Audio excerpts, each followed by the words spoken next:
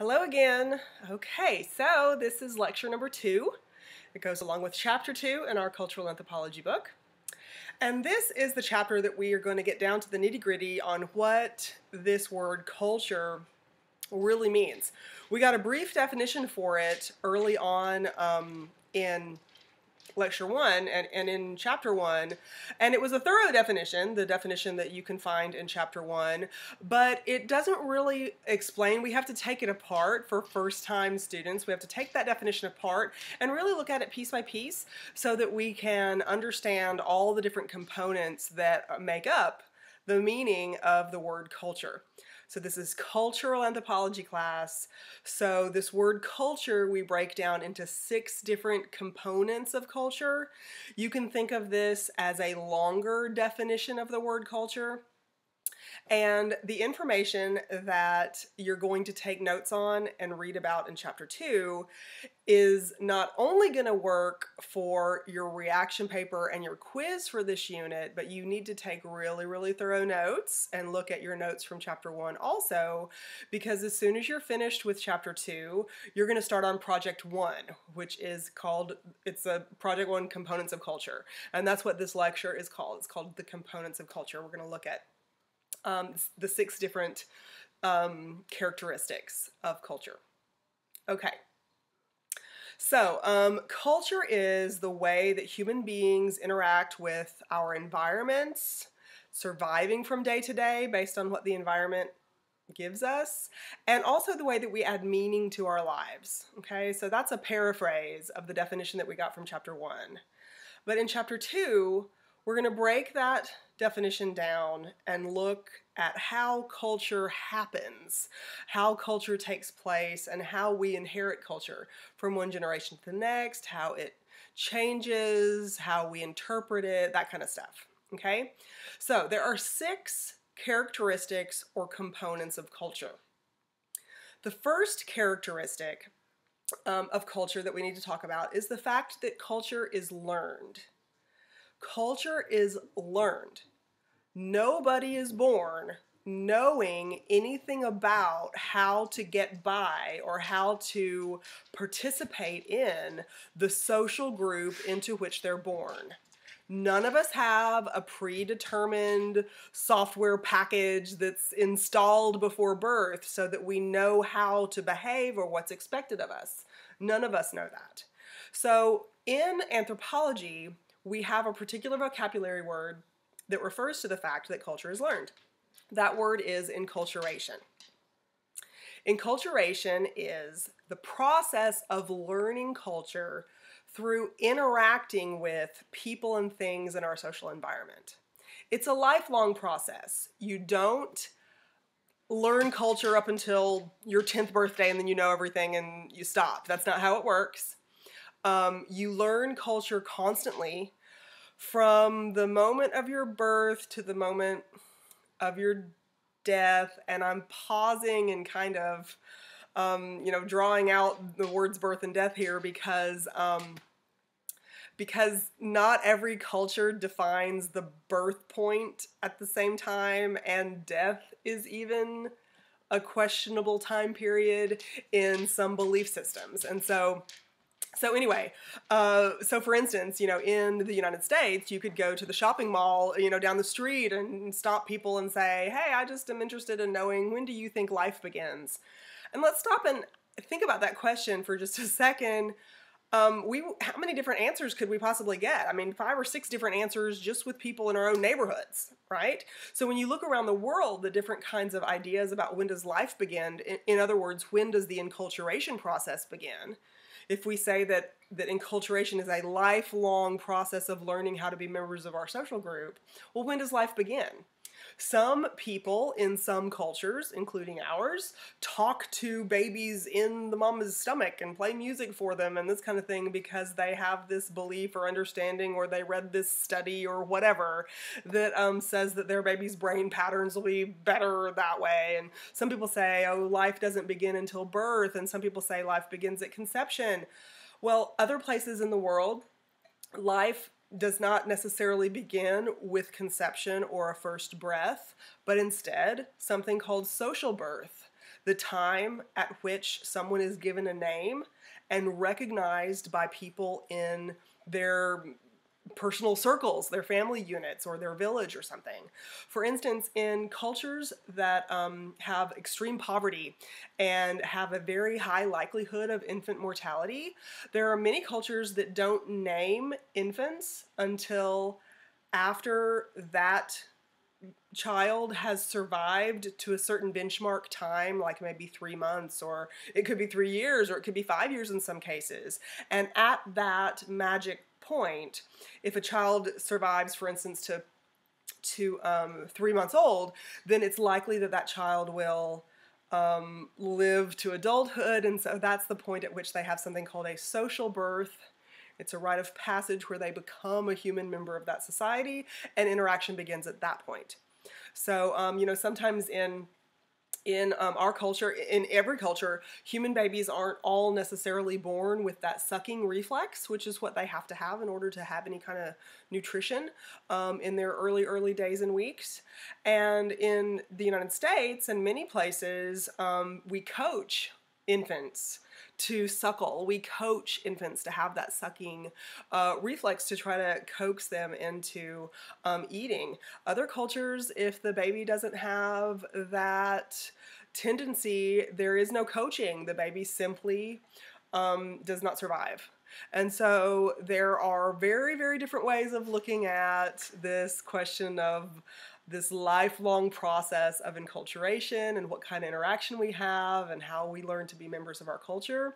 But every culture everywhere is learned. None of us are born already knowing certain words of the English language or the Spanish language or the Russian language or Tagalog or whatever kind of language you yourself speak and learned how to speak in your immediate social group. None of us are born with any of that kind of pre-programmed information. So everything about us in our culture, from our food habits to our belief systems to the way we dress to the way that we speak, not only the language that we learn, but the accent that we have and the way we shape our vowel sounds and stuff like that, all of that is learned. All of it. So from every culture all across the planet, regardless of what you're talking about, every single cultural habit is learned. And so that's called the enculturation process. So that's one of the primary components of culture, is that it's learned. Okay, so the second component or characteristic of culture is that culture is full of symbols. Every single culture is a set of symbols. We'll start with some basic symbols that you learn in linguistics class, for instance. Every single letter of the alphabet and every single word, regardless of what language you speak, is a symbol. Think of the word cat. It has 3 different letters in it, and we know immediately, you're probably, like in your mind right now, you're thinking of an image of a cat, but is the image of a cat, in my mind, identical to the one that's in your mind? You know, we can't really say that, but we all attribute that word to the little creature. Most often they're little furry creatures. Have you seen those hairless ones? But anyway, yeah, we attribute that word to the little furry creature. Well, we all agree that that word applies to that little furry creature, but there's really nothing in and of that word itself that naturally fits with that little creature. It's just that you and I agree that that word applies to that little creature. So that word is something meaningful that represents something else. And that's the definition of symbol. A symbol is anything meaningful that represents something else. Symbols are everywhere in a culture. We can use our tone of voice as a symbol, and we interpret meaning from our tone of voice. For instance, was there a way, or is there a way, that your parents or caregivers could say your name and you knew from their tone of voice and their intonation whether they were pleased with you or displeased with you? Oh, I could tell in my house, and the people, the kids in my house could definitely tell when somebody was upset with them. Usually for us, it was using the full name, right? If somebody's used your full name, you knew you were in trouble. But you could also, hear the intonation. There's a big difference in symbolism by saying the word "shut up." You see my face and you hear my tone of voice and pointing. Shut up. And huge change in symbolism if I say the same words with different intonation. Shut up. I have completely changed the meaning of those two words. And I didn't change the words, but I overlapped a different tone of voice that symbolizes a different message, and so you've interpreted it differently. So symbols are everywhere. We're not talking about just basic symbols like Valentine's Day, a heart, the color red, these kinds of things. Those are important symbols. They're important, but every single thing in culture, period, is a symbol.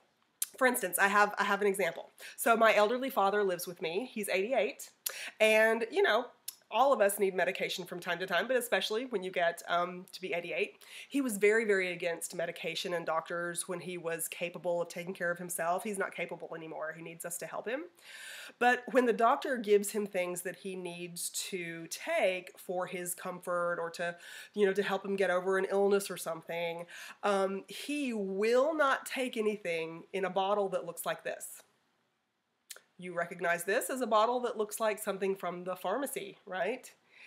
My father sees a pharmacy bottle, he is immediately prejudiced against it, He thinks that the pharmacies are in cahoots with the doctors and they're all trying to make you sick, right? That's the symbolism that it says to him. That's reality for my father. So whenever he has to take something and it comes in a little pill box like this, I have to go and get my pill box of vitamin C or whatever I got off the shelf, and this bottle that rattles and makes noise, and this bottle that rattles and makes noise. As long as I put these pills in a bottle like this symbolizes something that's okay to him. So I can give him anything from this bottle, regardless of whether it was a prescription drug or an over-the-counter vitamin C, which we take, and he'll take it readily if it comes from this bottle. If it comes from this bottle, there is a fight. And so there's just a completely different interpretation of what this bottle means and what this bottle means, right? Have you seen currency, money from another culture? Does it look fake to you? But in that culture, it is a real thing. There is symbolism and value placed on it. Just like our paper money with the green printing, and now there's like different color ink and stuff on our paper money. The only reason it has any kind of significant value at all is because you and I agree on the, what a 1 or a 5 or a 10 or a 20, what we can exchange for these things with that particular kind of paper. So everything in our culture is symbolic of something else, or can be. Sometimes symbols are very personal, like the symbol of the pill bottles with my dad. That's maybe a unique thing. I'm sure there's other people out there who have that kind of bias that my father did about modern medicine.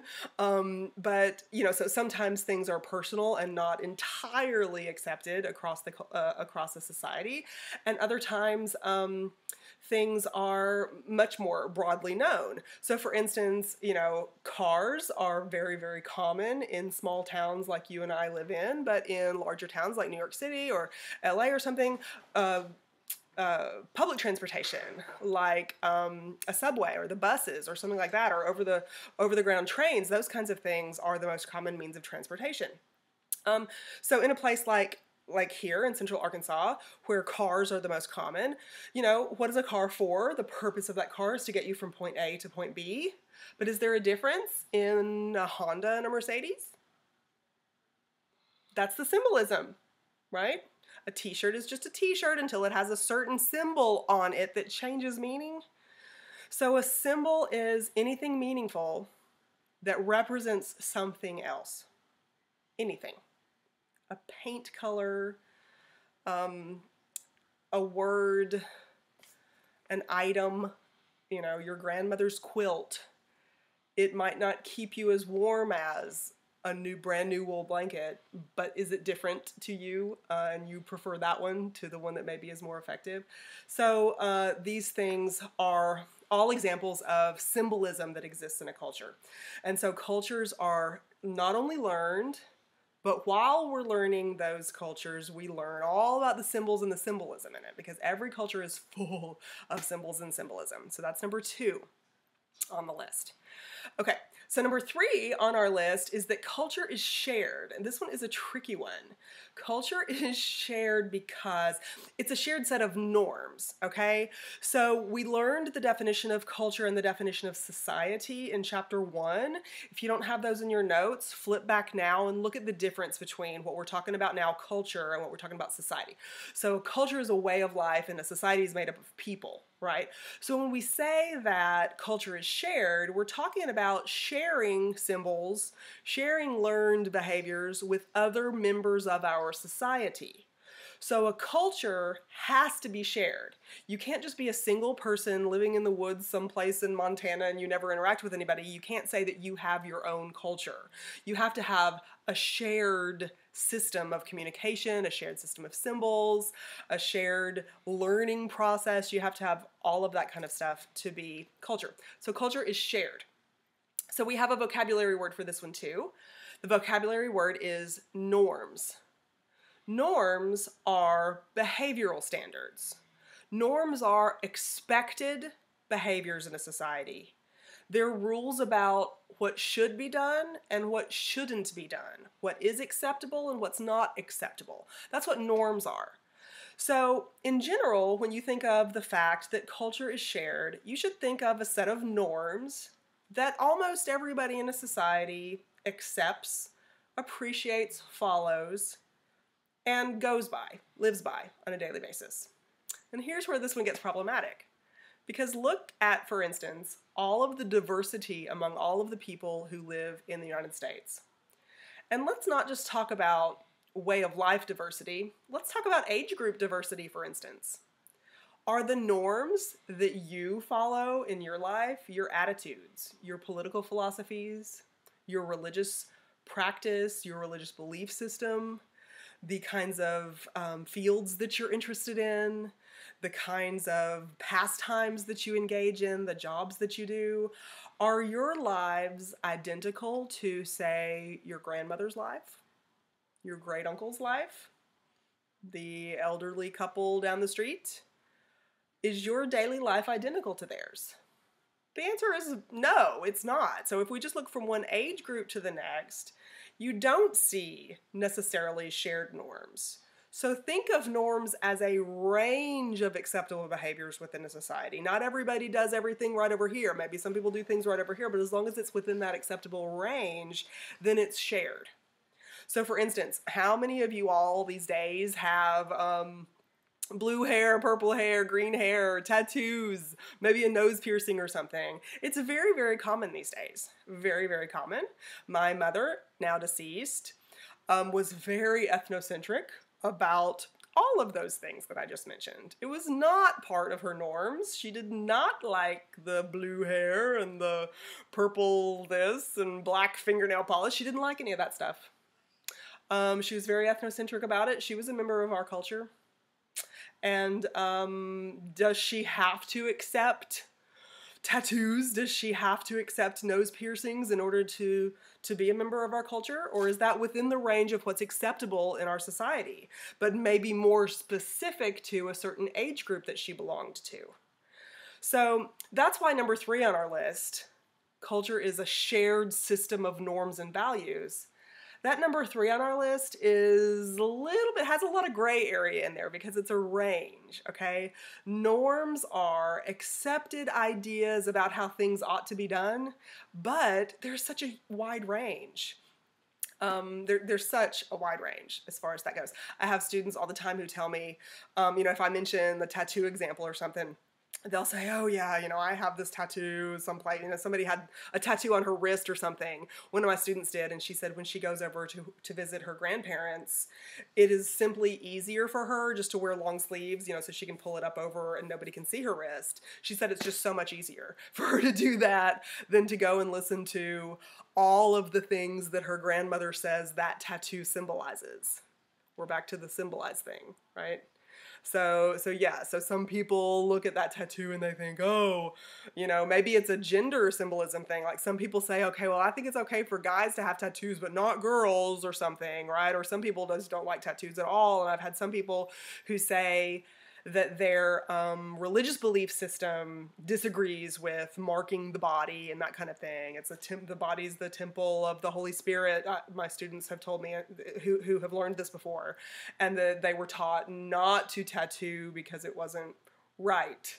It was like graffiti or something that was out of place. So these kinds of attitudes are well within the acceptable ideas about that particular behavior, that particular body art kind of practice, but not everybody shares them. So it's maybe a particular age group or a particular belief system or something like this that might some norms apply to and don't to others. So culture is shared. It must be shared with at least a small group of people. You can't just have one person with their own ways and beliefs and all this kind of stuff and call that a culture. It has to be shared among multiple individuals, but it doesn't have to be shared entirely among an entire society of people. There can be a lot of variation of the shared norms and values within the different subsets of a society as large and as complex as ours. Some cultures around the world are not as large and complex as ours, and so there is one set system of norms and values that everyone in the society follows. For instance, we will look at a culture called the Maasai a couple of times over the course of the semester. I love the Maasai. They're a group of people in Africa, Kenya and Tanzania specifically. And we're going to use them to learn about subsistence strategies when we get to chapter 5 and economics, and chapter 6 we're going to look at them with gender roles and rites of passage and belief systems. They're fascinating, and they are a small enough group of people. They live in small enough communities of people, about 200 and 300, maybe 500 people in a community where almost everybody shares the same system of norms and values. There are some variations depending upon what age group you fall into, what society expects of you, but it's, a small enough group with each village that there isn't a whole lot of variation from the norm, which is called deviant behavior. If you go against the norms of a cultural group, that's called deviant behavior. And so what's deviant for me might not be deviant to you, or vice versa, in a really complex society. But in simpler societies that don't have a whole lot of variation among the population, then deviant behavior and normal behavior is pretty easy to identify, much more easily identified than it is in a complex culture like ours. Okay, so number 4 on the list of 6 characteristics of culture is that culture is an integrated system of all of these things that we have talked about, okay? An integrated system means, like, think about pieces in a jigsaw puzzle. So the pieces in a jigsaw puzzle are shaped a certain way because they fit the other pieces that are immediately adjacent to them, right? So a jigsaw puzzle is an integrated system of pieces that fit together in a predictable way, okay? Culture is like that. So I mentioned, for instance, the Na in my lecture, the last lecture, I mentioned the Na in China. That is a group of people where marriage is not a norm. And some of us might think, oh my goodness, all these kids are fatherless. No. They have a system, an integrated system of parenting in that culture that has developed in a very different way than your and my expectation of parenting, whereas the mother's brother or brother's multiple all father the child. So any given child in any given household usually has multiple father figures. that is a system that has developed, an integrated part of their cultural system that is developed in connection to the piece of the puzzle that is or is not marriage. Because in our puzzle, we have something called marriage, or we have something called parentage, whereas you have people who make the child who are responsible for rearing that child, right? But in the other case, you don't have the male who was responsible for making the child, parenting the child. You have the mother's brothers parenting the child. And that's the way their system works. It's integrated with the other parts of that culture. Okay, so culture everywhere is like that. Anthropologists, all of us, agree that culture is always an integrated system, meaning that all of the pieces of a culture connect to each other in predictable ways, but we disagree about what that predictable way is.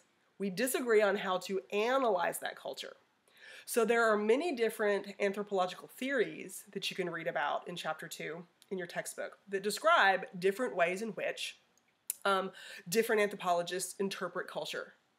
So for instance, we have a really basic in anthropology, in sociocultural anthropology, sociology, we have a really basic interpretation of culture, a theoretical perspective that suggests that every single part of culture develops organically, if you will, in relationship to each other over time.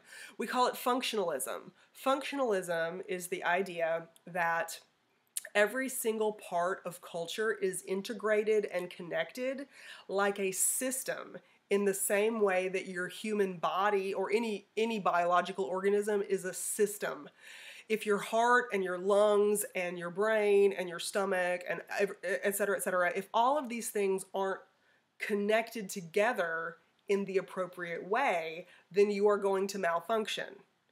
A functionalist looks at culture the same way that a biologist looks at a body, a human body or a dog body or whatever kind of body. That it's a system of individual parts that are connected in a predictable way to get a result. So functionalists look at the different pieces of society in connection to each other, and they say that certain things fill needs that people in society have, and that habits and norms and symbolism and all of these different kinds of things develop in a predictable pattern to prop up the basic structure, kind of like a matrix, I guess, the basic matrix for how all of us live our daily lives. And that's functionalism. But not everybody agrees with functionalism. Some people interpret culture and the system, the integrated system of culture, as a place in which people who have power determine the way society is organized, and people who don't have power are stuck with the pattern that the people in power developed for them. So whether we like it or not, we have to follow their rules and their norms, and we have to share their attitudes about morality and belief and et cetera, political systems and stuff like that. That's called neo-Marxism. It comes from the philosopher, political scientist, economist, however you want to classify him, Karl Marx. He coined the terms the haves and the have-nots. And so those two terms, those two categories of people, are interpreted in anthropology as the people who are in power and control. And the rest, those are the haves. And the rest of us who don't have power and influence and decision-making authority and that kind of thing, we're the have-nots. So some anthropologists who use neo-Marxism say, okay, culture is an integrated system, but it doesn't just innocently develop to take care of the needs of people. No, people in power create a cultural and integrated cultural system that helps them stay in power generation after generation after generation. It benefits them, it creates hidden advantages for them and gives them an ability to stay in power. Whereas the rest of us, it creates hidden disadvantages, and it creates a lack of privilege and a lack of opportunity and that kind of stuff. So it's not something that's just innocently built from the ground up, like functionalism says. Over time, as society expands, or the population in the society expands, you've got more needs, and we fill away, and innocently fill away, figure out a way to fill that need. A neo-Marxist says no, people in power determine what the norms are, they set the rules about what deviance is, and you and I, the rest of us, the have-nots, we're stuck. And so they interpret the patterned integrated system from a power and not power kind of perspective. You can use feminism. For instance, there are some anthropologists who focus on feminism, and it's a subset kind of neo-Marxism where the haves and the have-nots are males and females. And so we look at a patriarchal system, which we'll talk about later on, I guess in the kinship or the politics chapter later on. And they look specifically that the haves, the powerful people, tend to be males in patriarchal systems, and therefore males have developed a pattern system that benefits males over time. And at the disadvantage of females, for instance. And so there's a power struggle there. So anyway, neo-Marxism has a variety of different ways that you can interpret the haves and the have-nots and look at the structure of society building up from that. Also, one of my favorite ones, it doesn't have to be yours, just because I like it doesn't mean that you do, or you have to, but lately I've been really interested in something called ecological functionalism, and it's not new. It's not a new way of looking at things. Ecological, or the ecology, is like the ecosystem, the way that your geography is, the way that your geology is, and the environment that you live in, the climate, the environment that you live in. So ecological functionalism is a theory that allows us to interpret the pattern and integrated system of components of culture as developing literally from the ground up. So, for instance, human beings have biological needs for shelter, for clothing, for clean water, and we have to fill those needs or we're not going to survive. And so ecological functionalists say that elements of culture begin from the environmental level and build up basically from a survival standpoint first, and then everything snowballs from there, and everything else, even belief systems and the practices associated with faith in a society, can be directly linked to economic conditions. So for instance, the Maasai that I've mentioned before, they live in a very, very, very dry, harsh environment, very little rainfall in their region in Africa. And so they have developed a way to survive in that climate. They can't grow crops because rainfall is very, very scarce. They have only a really short rainy season, and there aren't massive rivers where they could build canals and get water. Water is a problem. There are native grasses and stuff like that grow there, but human beings can't digest that stuff. And so what the Maasai did over thousands of years, and not just the Maasai, other cultures have done this too, is they developed a way of herding animals. They domesticated cows and goats specifically because cows and goats can eat the native vegetation, and cows and goats can process that native vegetation into meat, blood, and milk products. And so those are the primary staples of the Maasai people's diet. And so they have developed an economic system surrounding how many cows and goats a family unit has. So if you have 80 cows and 75 goats, and I only have 20 cows and 60 goats, you are a wealthier family. You come from a wealthier family than I. And also, their religion has built up around the idea that the cows are central to their survival, and therefore, to a certain extent, cows are sacred to the Maasai. They have religious symbolism, so to speak. And so we can use the Maasai, one of my favorite groups, like I told you, to interpret the way that their cultural system is integrated, looking at the environment in which they live as potentially the cause for that that way of life that they live. And I say potentially because you can also use neo-Marxism or feminist theory. You can also use plain old functionalism without the ecological word tacked to the beginning. You can use structuralism or any of the other theories that you'll read briefly about in chapter 2. You can use any of those theories to interpret any culture, okay? So if I ask you to interpret a certain situation, a certain cultural situation, using one of the theories, any of the theories can be used to interpret every single cultural example. The theory that you think makes the most sense, I might not think makes the most sense, and vice versa. All you have to do is make your case. So if you think neo-Marxism, the power struggle, is the best thing to explain a certain cultural situation, then just use examples from that cultural situation and make your case. If you think functionalism or ecological functionalism or feminist theory or any of the other theories that are in our textbook are the most likely or the best methods to explain a cultural system, then use those.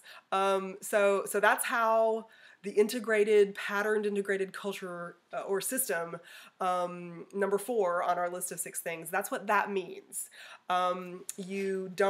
You have to agree that culture is a pattern integrated system, but you don't have to agree on the way to interpret that pattern integrated system. That's up to you. That's up to the anthropologist. And we have that wide variety of theories that you can read a brief synopsis of each in chapter 2.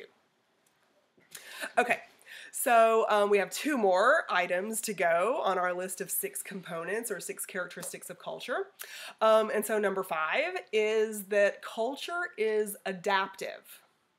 Now, be careful with this one because what this one means is human beings have needs and we have cognitive skills that are our best defense mechanism and our best survival mechanism.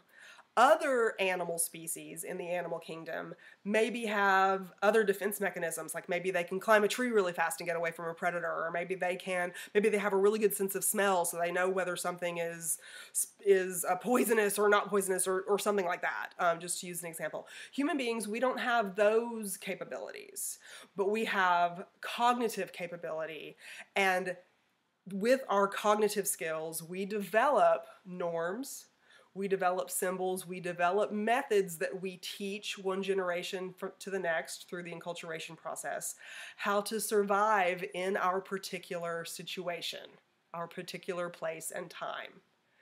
So culture is adaptive. That means that we develop a way of living based on our natural surroundings. For instance, in Arkansas, we had at one point, and still do to a large extent, a lot of forests, a lot of woods, a lot of hardwoods. We also have wonderful clay that you can make bricks out of really easily. We also have lots of rock in the northern part of the state. And so when you're talking about what do we build shelter out of in Arkansas, well, let's look at the natural resources that we have to build durable shelters from. The oldest homes that you have in Arkansas are probably going to be made out of a wood frame foundation, maybe stone faced, maybe brick faced. These kinds of things are the natural resources that occur in Arkansas.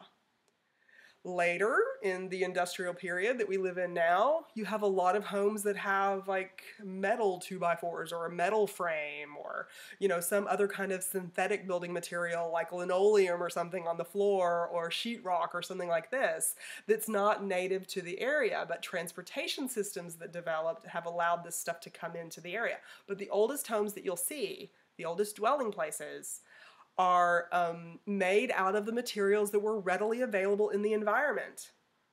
Readily available in the environment. In Arkansas, this part, central Arkansas and below and toward the Mississippi River, we live very close to sea level. We have a lot of issues with flooding. because we're down, close to the water table in the land. And so you won't find very many homes in this area of Arkansas with basements in them. Not at all. Because they would flood. It's not possible. They'd flood and, get mold or whatever, and they'd be unhealthy for people to have. And so even, it's not just the materials that we have in our homes, that maybe the older homes before we had transportation systems that could bring in other materials, the older homes were made out of certain predictable materials that were readily available in the environment.